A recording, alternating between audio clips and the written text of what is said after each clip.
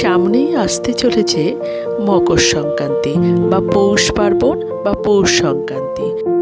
এই সময় সূর্য ধনু রাশি থেকে মকর রাশিতে প্রবেশ করে বলে একে মকর সংক্রান্তি বলা হয়ে থাকে।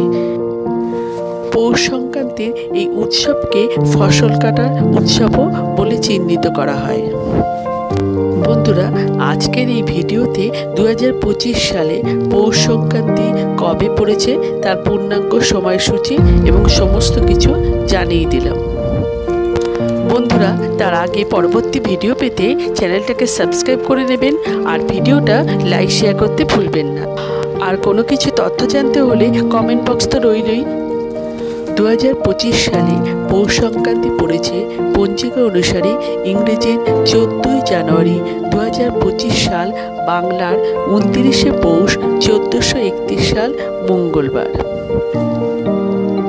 তাই বন্ধুরা, পৌষ সংক্রান্তি বা মকর সংক্রান্তি বা পৌষ পার্বণ আপনারা ভালোভাবে পালন করুন।